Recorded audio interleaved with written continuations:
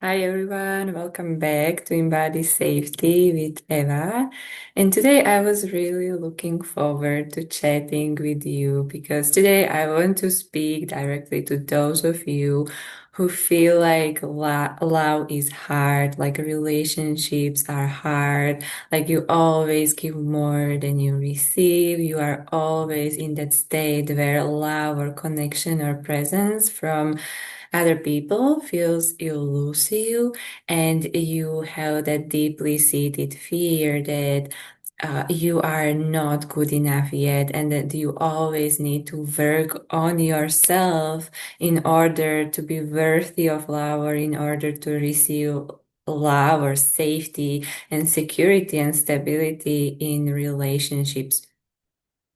Okay, so I just wanted to speak to this pattern where women feel, because I work mostly with empathic, kind-hearted women who are naturally ambitious and they have their own desires. They are very intelligent, very self-aware, but they have that underlying pattern and the feeling that love somehow is not meant for them, or it feels elusive, and they have the tendency to shapeshift into relationships that don't feel comfortable or safe to them. The relationships don't feel supportive, and they constantly feel like they are sitting on the edge of their seat and waiting for the other shoe to drop and are in that state of hypervigilance.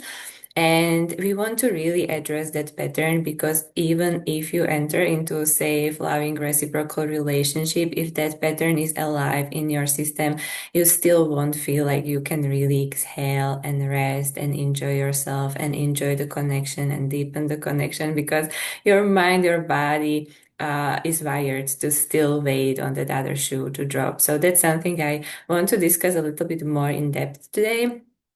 And I want to start by saying that you want to um, take any advice that says that you need to work on yourself first, or you need to have all your ducks in a row before you can have love, or before you can be loved or have a loving relationship. You want to take that advice with a grain of salt, because I see a lot of advice like that out there, and some of it is coming mostly from men, and I feel like they are offering a little bit like a different perspective.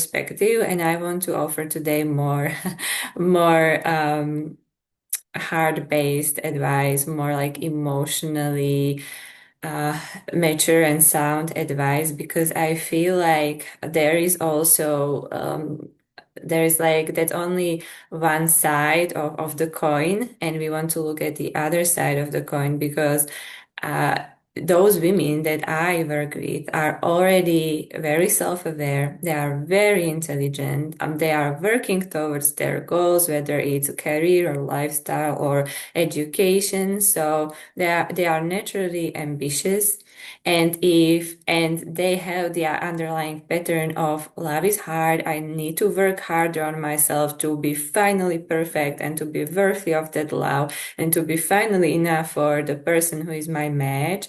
And when that type of a woman listens to the advice that tells her that she needs to work on herself more if she hasn't uh, yet created the relationship she wants, or if she hasn't attracted the relationship she wants, like that woman will naturally gravitate to that type of advice. And it's not her fault. It's just that she has this blind spot where she believes that she always needs to be the one who carries the burden of the relationship, the emotional responsibility in the relationship also for the other person and how the other person shows up. So there is also another type of advice I want you to start ignoring if you are self-aware, intelligent, empathic woman, and that advice will give you strategies. So do these 5 things to make him obsessed, or what kind of traits you need to have to make someone fall in love with you.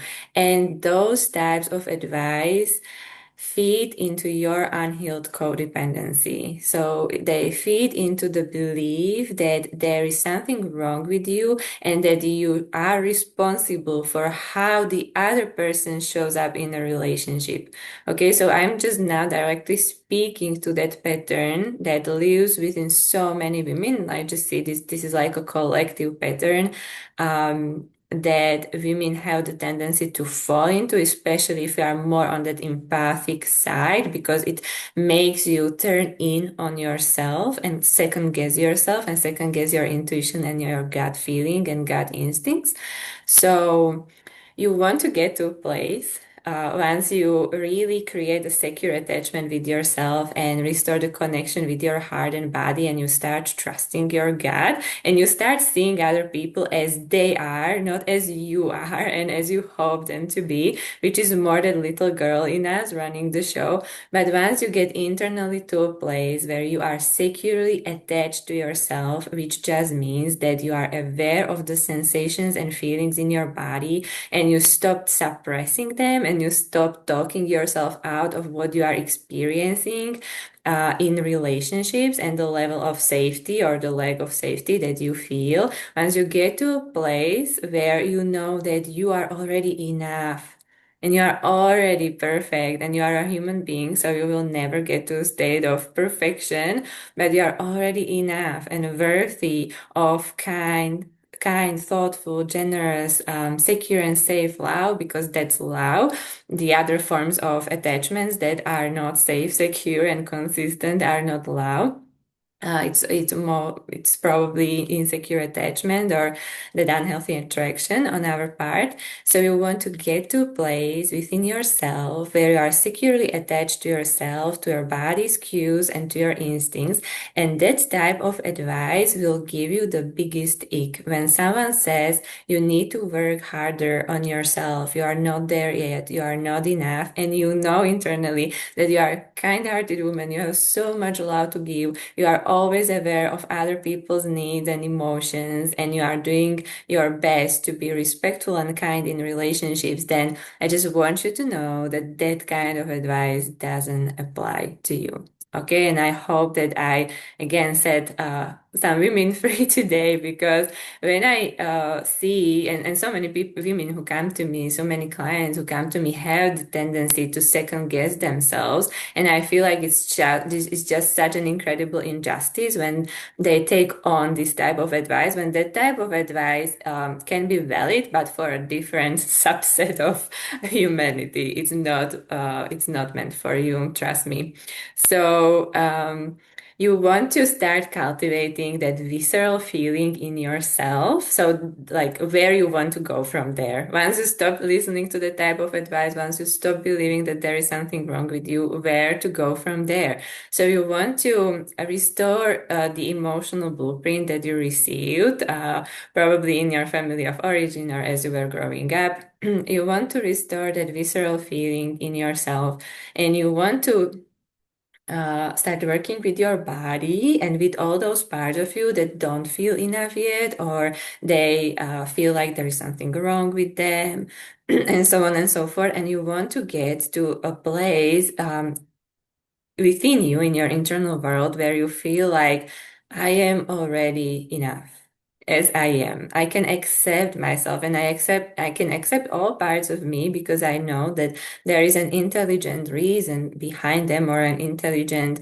reason why they exist within me. They were either protecting me from the unsafe environment or relationships that I experience, or they are guiding me back to my truth. They are the authentic parts of me. So some parts of us are the protector parts of us that are protecting more the childlike or the more immature parts of us that haven't received the guidance they needed. And then some parts of us are the adult, the present self version of us that gives us the grounded guidance we need. So I started to say that our body or the subconscious mind, they receive early on a blueprint, an emotional blueprint, and especially the blueprint that gives you the understanding of what love is and how love works. And again, this is where we can confuse love with attachment and love with insecure types or unhealthy types of attachments, where let's say if one caregiver was emotionally or physically absent, and you received just your needs haven't been met in an extent or in the capacity in which as a child you needed them to be met, you will start believing that love comes hard, that attention and love are conditional. If I'm good, then I receive love. If I am perfect or do the right thing, then I'm lovable. If I'm struggling or feeling sad or if I need support, and because the caregiver didn't have the capacity, objectively speaking, to meet me where I was or to support me when I needed the guidance and support the most, I started to believe that I'm unlovable. And that's why I am just so frustrated when I see women or when I see my clients listening to advice that tells them they already have this underlying pattern of I only deserve love when I am like optimistic or feeling amazing or I have all my ducks in a row. And when they start listening to advice that tells them like, no, you like yes, you need to have all the ducks in a row. You cannot feel sad. You need to be optimistic all the time, and only then you are worthy or you can have the relationship you want. It's just such an injustice because it perpetuates that childhood blueprint that was very unhealthy. Okay, and just especially for women, I want you to think about that. Like if you make yourself believe, because now as an adult it's your responsibility to look at what type of blueprint I received. And just imagine as an adult or adult woman, if you start believing that I am worthy of love or support or companionship in a relationship only when I have the perfect body or when I'm working out, when I have the perfect career success and so on and so forth. And just imagine like when you fall pregnant and you just won't be able to do all of those things. Does it mean that you stop being worthy of love or receiving love and support from your partner when you are the most vulnerable and you need them the most? Okay, so I just wanted to speak a little bit into that and probably give you a different perspective. Uh, and then we also want to look at, so in the work that I'm doing with women, we always look at our identity. So what are the beliefs that I took on about myself in my family of origin or in the community, in the society? So there are different levels of conditioning we receive. It's in your family of origin, then oftentimes religious conditioning. That's something we work with in the sanctuary portal as well, because that religious conditioning is also very sneaky and we can take on different beliefs that are just simply not true about love and how healthy relationships work, and then societal conditioning. So there are different layers that actually we want to work through or look at and see if the identity we have or we embodied is actually healthy and it is the one that allows us to show up as a healthy relationship partner. So some types of identities you might notice in yourself is that probably you can feel like, oh, you are always the one who gives more than receives, or I am the one who needs to save the day and save the others, and when I save the day and save other people, then I am praised, then I am appreciated, then I am worthy and valued. Or perhaps you are the peacekeeper. You are always holding your emotions within and not speaking the truth as you see it or as you experience it, because you are the one constantly making sure that you don't step on other people's toes, or you can feel like you are the one who doesn't belong anywhere. And this is the remembrance, that identity is a remembrance that lives in your body, even though when you start doing the inner work. But inner work, I just want to point this out, inner work in a sense where you are coming back home to yourself and restoring the relationship with your heart and restoring the relationship with love itself, with unconditional love.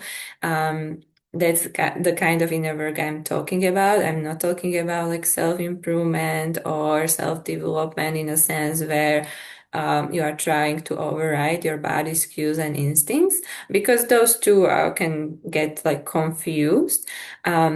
So that remembrance lives in your body. We are often not aware consciously about what type of blueprint we are operating from. And that's when this somatic work is important, because somatic interventions and practices allow our body to slow down enough and to come back home to what we are sensing in our body for enough time, so we can start becoming aware of where our behavior is coming from. Because let's say when you are operating from the blueprint that love is scarce and I have to overwork myself for love, it takes your nervous system into an activated state, usually a sympathetic state, where you are running on empty. You are not listening to the cues that your body is sending you. You are overriding your body's wisdom, and you are giving more in energy. You are extending more than your body is ready for, or that you have a capacity for. Especially if, let's say, you are taking emotional responsibility for other people, or you are taking responsibility for how other people show up in your life, and that's another kind of like subset of teachings out there. You will find that I noticed that some people claim that like everyone is reflecting back to you who you are or what you are experiencing inside, or kind of like those really extreme types of teachings. I don't want to go into depth here because I feel like they are at the core very emotionally immature and unhealthy given the world we are living in. Because for you as an empathic, self-aware woman, I feel like if you get this one thing, if you start understanding this one thing, that not everyone is as kind and as loving and as giving as you are.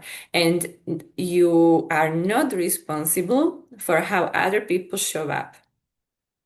Okay, you cannot change other people. And there I said it. You cannot change other people.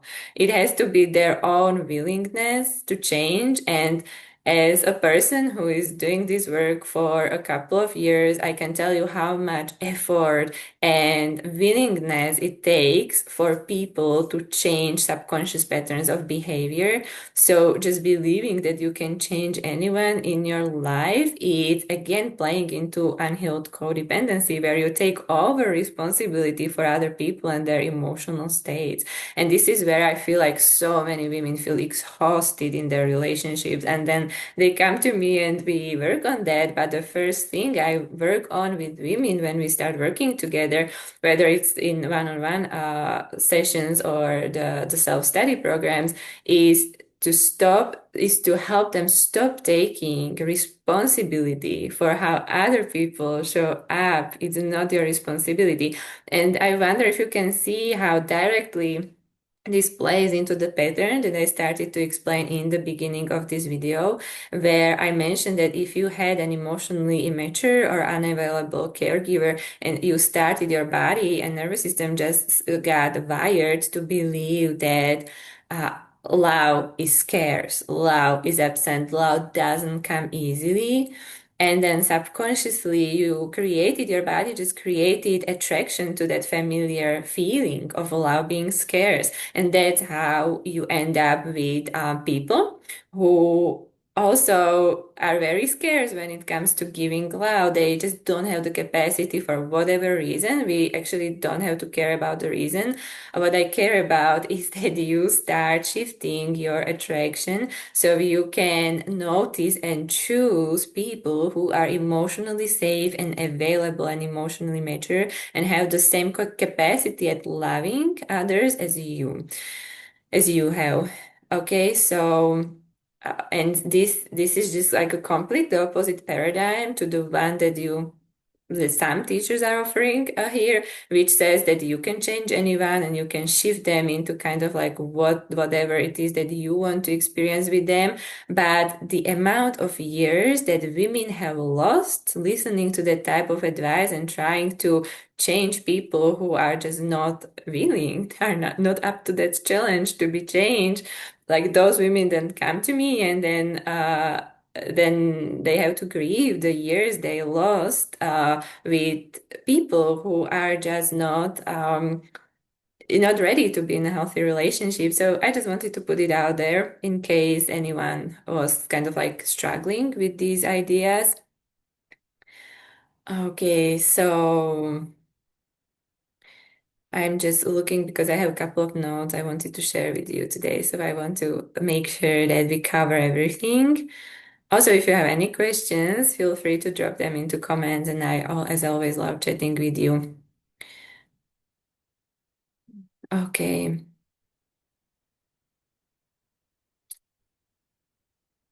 So with this pattern that I already mentioned, when you feel like love is scarce and like safety in love is scarce and love is inconsistent and love is volatile, your body is literally and your heart are literally used to fighting for breadcrumbs of love because it feels so scarce. It's like and it's also you see that as an invitation. If someone is not giving love freely, that little girl in you sees that as invitation to earn, to perform, to change herself, to become even better, to become more lovable.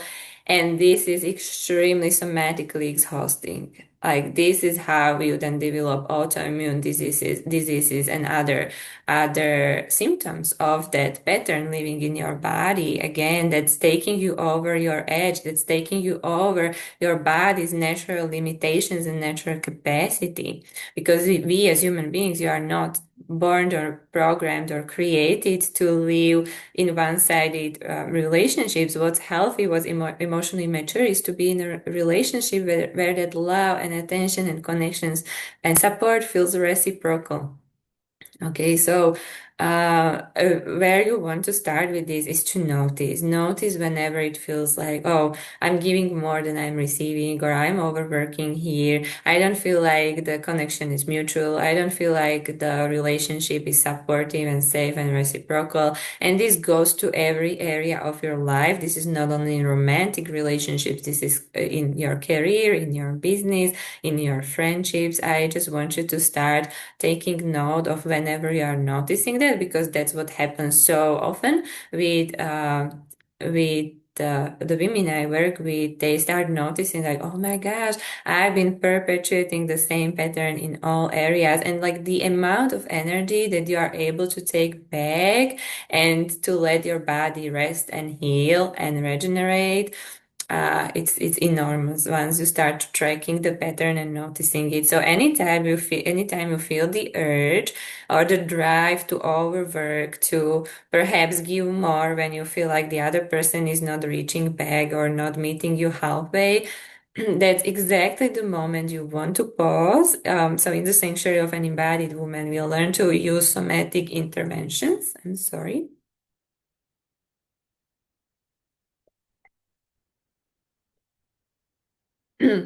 We learn to use somatic interventions and somatic tools to help our body release the activation, because the activation in your nervous system is going to drive you to do more. And it's so subconscious, it's so visceral, it lives in your body, that we want to use somatic tools and practices to reach those parts of you and to reach that activation in your body to help you slow down and notice and become aware of the pattern. And that's where we can start changing it.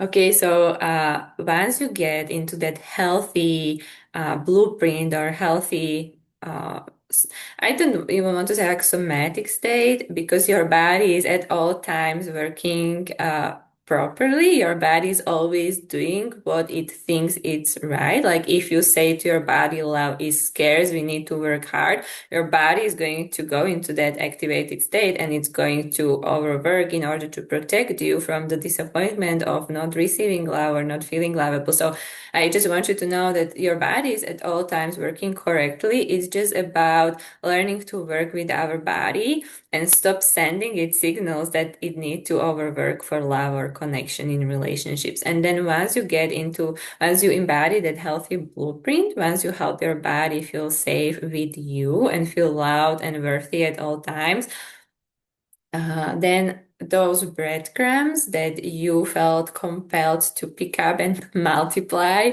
you just won't be tempted by that. Emotionally healthy person, when they are offered breadcrumbs or a connection that's chaotic, volatile, doesn't feel good, doesn't feel safe, doesn't feel comfortable, it's like it's nothing. Either you feel repelled by that or you don't even notice that something like that is being offered because it's not a real offering to you. While a person who has been starved for love and connection and attention, they are just in such a hungry mode that they are going to jump and take those breadcrumbs. And that's what we want to avoid by creating that inner secure attachment with your heart, where you know that love is available to you at all times and it's available to you by connecting with your own heart and body and showing yourself love and appreciation.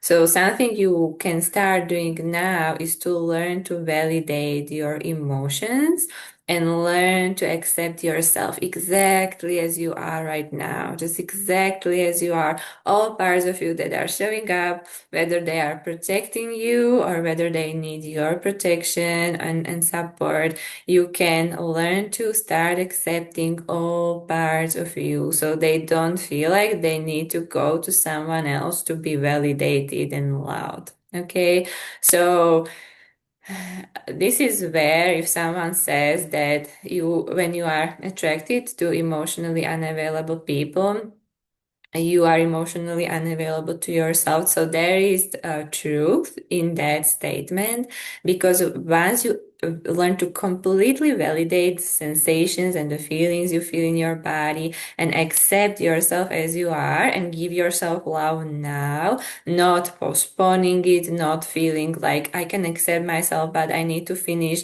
this project first, or I need to lose X amount of weight first. Like, this is how we are being emotionally unavailable to yourself. You are postponing your own self-acceptance or self-love, self-validation only after certain like event or milestone is going to happen. And this is how you are training yourself and setting yourself up to be with people who are withholding love because it feels familiar. Okay, so we want to engage our adult self, that part of you that is grounded in the present, that part that is your age. It's not the little girl in you who felt like love is scarce, but it is the adult you who knows how to connect with yourself and with your body. And if you need support with that, you can download my free guidebook where I offer you step-by-step basic somatic practices that you can start implementing today to create inner safety in your body, and that feeling of acceptance and love that's not coming from your mind or logical mind, but that's bubbling up somatically in your body because you really want to feel that. It's not about like repeating an affirmation or even self-talk that is not felt in your body, that doesn't change your emotional state and the sensations in your body are really not doing anything with that emotional blueprint that we want to rewire so that it's healthy, that it supports you, that you feel like you are always worthy of love and always deserving of love. Okay,